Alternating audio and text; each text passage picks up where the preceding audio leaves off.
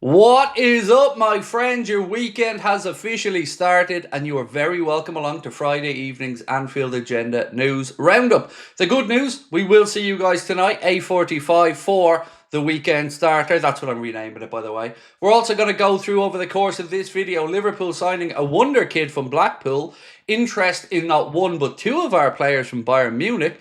We're going to be asking what really is going on with Alexander Isak as Newcastle's story, well, keeps on changing. That and a little bit on Harvey Elliott, as well as a couple of other interesting bits and pieces, including a bit of saltiness from a former Arsenal legend.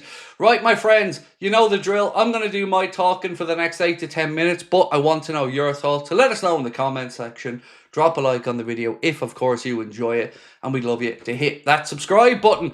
Let's get going with the news from Peter O'Rourke that Liverpool have agreed a deal to sign Blackpool's teenage sensation, Gabriel Schlutter. He is a talent and is set for a medical at Anfield next week ahead of a move that will surely see him join with the 21s or the 18s. 16 years of age, and anybody from Blackpool who speaks about this kid, well, said that he's an absolute star. Look, it's going to be a while before we see him get to the first team, but it is always exciting to see Liverpool talking and bringing in these type of talents, or talking about and bringing in these type of young talents. So not one for the here and now, but one to keep your eye on and watch the progress of. Now let's talk about Newcastle, because the story keeps on changing. One, he's not for sale. Then, okay, he's for sale for a mega price. Now, well, we don't want to sell him in England. We'd rather sell him abroad, because that's what's coming out lately. Newcastle, or excuse me, Shields Gazette, I should say, reporting that Newcastle would rather sell Alexander Isak abroad than to a Premier League rival. The problem with that is nobody can afford to buy him.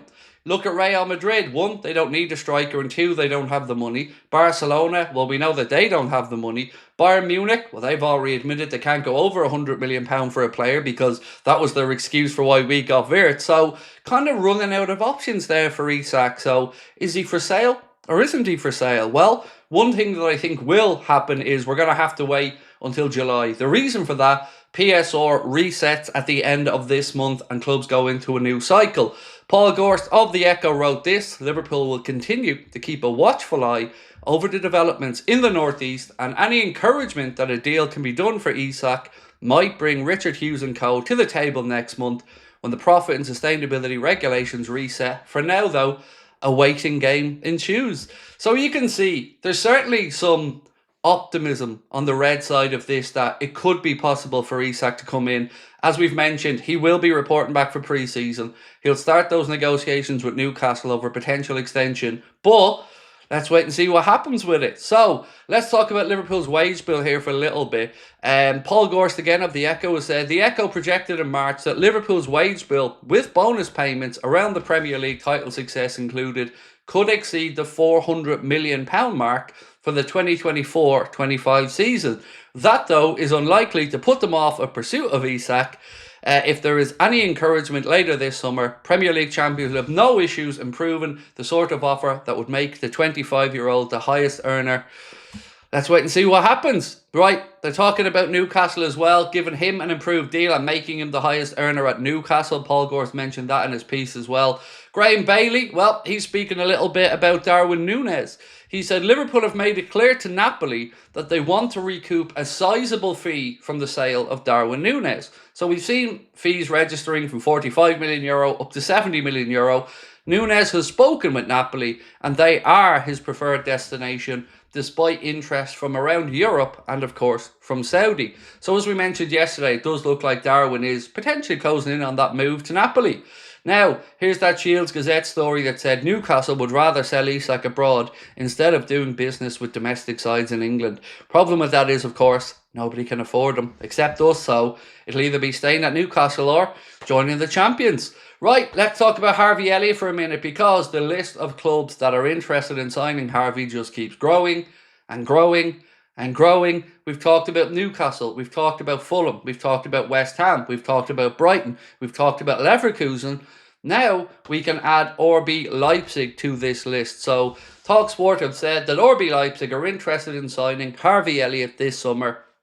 it does look as if the Reds will have no problem getting the £40 million there or thereabouts that they're asking for, especially as clubs are queuing up to sign Elliott, who was, of course, the star of the Euro Under-21s competition at the minute, where England take on Germany in the final. This piece here said if Harvey Elliott were to seek a move away from Liverpool this summer, he could fall right into the lap of one of our Premier League rivals. That's at least what Caught Offside are saying.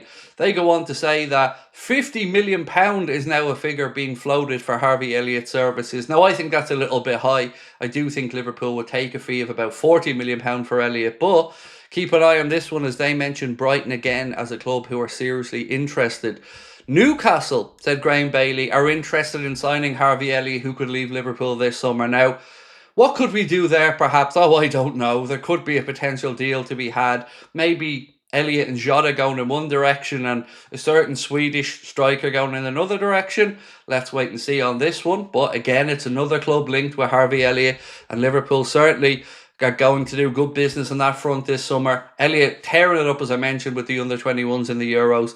And while it is sad, of course, that his time at Liverpool will come to an end, or a premature end, depending on what your view is, at least we will see what Harvey's made of. He can go out there now and play regularly wherever he ends up. And who knows, maybe Liverpool put a buyback clause, a sell-on clause, a first option in any deal.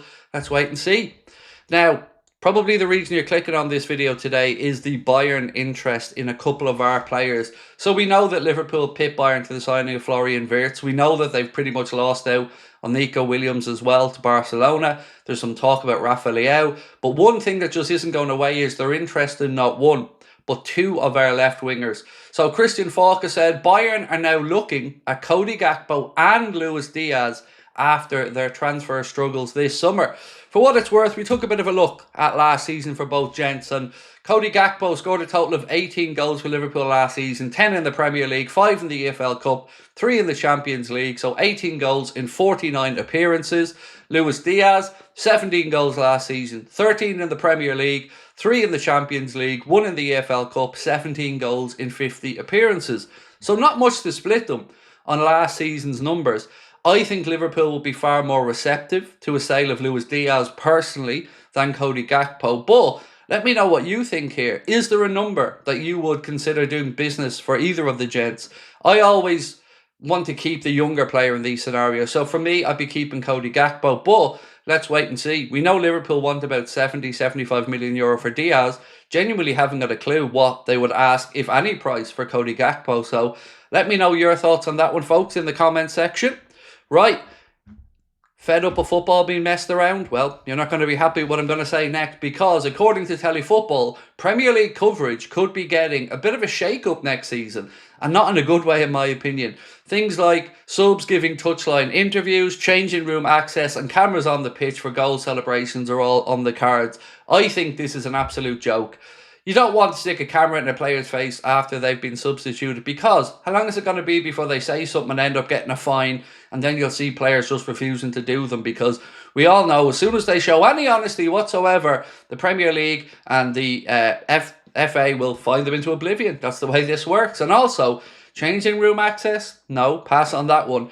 And cameras on the pitch for goal celebrations, all that's going to lead to is 2-minute routines of goal celebrations getting more and more and more ridiculous as we go along. Here's an idea. Leave football alone as it is. Sort out the offside rule. Sort out the handball rule. And then maybe we can talk about all this nonsense down the line.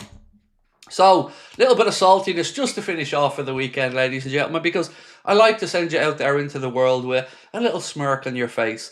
So, Arsenal legend Charlie Nicholas, who also talks an absolute load of pony, has said Liverpool's transfer window has been, and the next word I'm about to say isn't the one you're probably going to think, underwhelming. Yes, folks, I kid you not. Charlie Nicholas said underwhelming. Is Milos Kerkez going to be better than Andy Robertson? I don't think so. Well, here's the thing, Charlie. The answer is yes. Because we won the league with Robbo last season, and all of us were talking about the fact that he isn't the same player. So we're not talking about Andy Robertson in his absolute pomp here. We're talking about Robertson slowly on the decline. So, one, that's nonsense, Charlie. Next up, Florian Wirtz may take time to settle. Okay, mate, Florian Wirtz might be the problem, but you've got Christian Norgard, so, you know, all of that stuff, Charlie. We're all quaking in our boots over here, mate, with our underwhelming, record-breaking transfer window, bringing in Frimpong, Wirtz and Kirkhead so far, with maybe Isak to come. But you've got Christian Norgard, bro. All is good. And a defender as well. So yes, Charlie, you will finish second better than you finished second any other season, mate, and not win a domestic trophy. But that's okay, you know. Arsenal are the media darlings and all that. So let me know what you think, ladies and gentlemen. We've discussed quite a bit there. Now it's over to you, and I'll see you tonight, 8:45 for the start of the weekend. The late night agenda weekender. Can't wait to see you. We'll talk then. Bye-bye.